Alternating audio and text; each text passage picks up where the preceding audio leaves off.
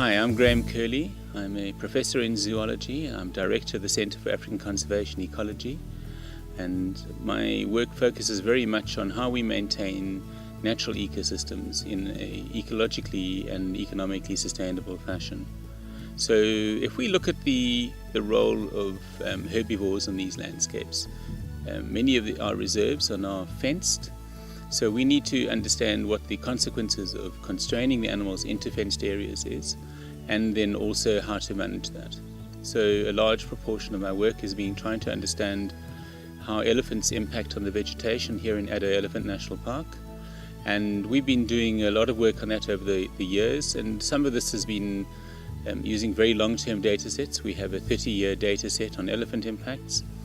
And we recently were able to show very large long-term effects of elephants, whereby they're reducing this thicket vegetation you see behind me to a grassland through overutilization.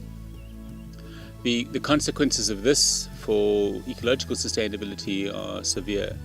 What it means is that the botanical biodiversity is being lost in favor of maintaining elephants. So our questions are, first of all, what do elephants eat? How do they eat it? And what are the consequences of that? And so we've described their diet extensively. We've measured the impact on the plants, and we've then also measured the response of the plant communities to the elephants.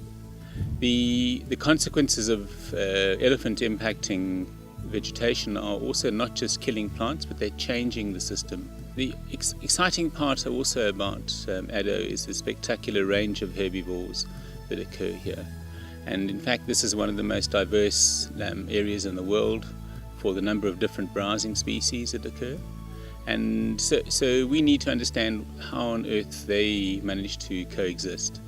So one of my big projects at the moment, and it's what we're doing right now in our sampling in Addo, that's why I'm out here today, is in fact to collect fecal samples, dung of the animals, and we're using very advanced meta-barcoding, DNA meta-barcoding techniques in collaboration with some colleagues from France to describe the diet of these animals in order to understand how they can coexist.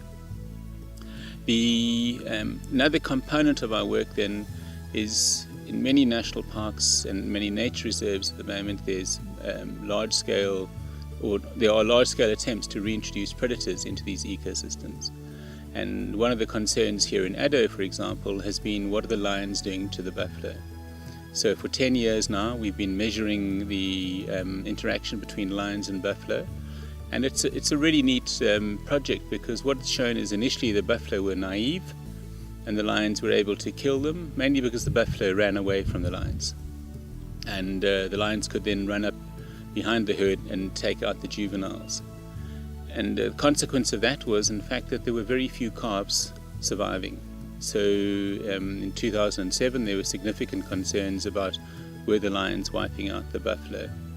The next step in that process has been very interesting, because the buffalo learnt to respond to the lion.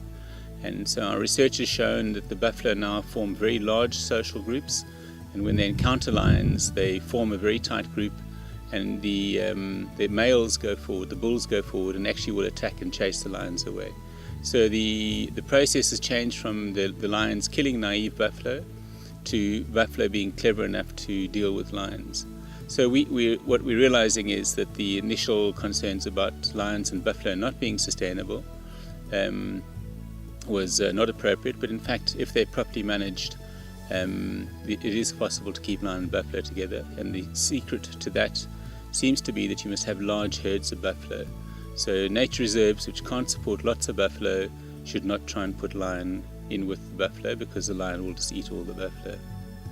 The next step on those sorts of studies is if the buffalo are able to respond to lion, how are other species doing it, and what are the key understandings that we need to maintain these large predators on.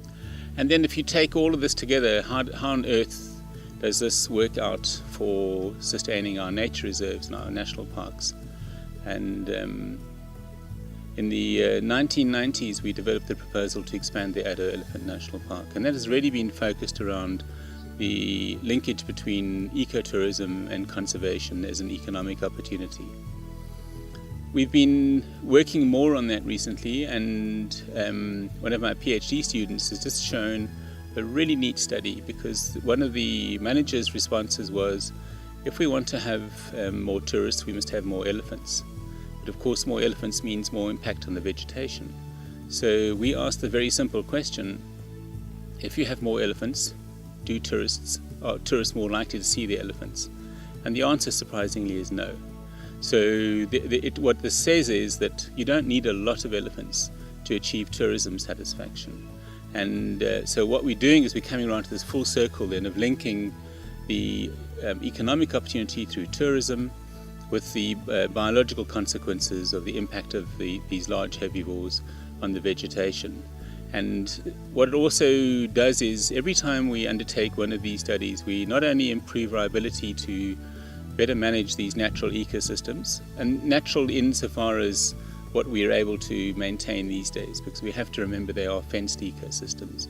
And so we're improving our ability to manage those fenced ecosystems, but we're also finding out new and exciting questions all the time in terms of how do we anticipate new problems, how do we train new scientists to deal with these problems, and how do we interact with management so in the end we actually end up with sustainable natural ecosystems.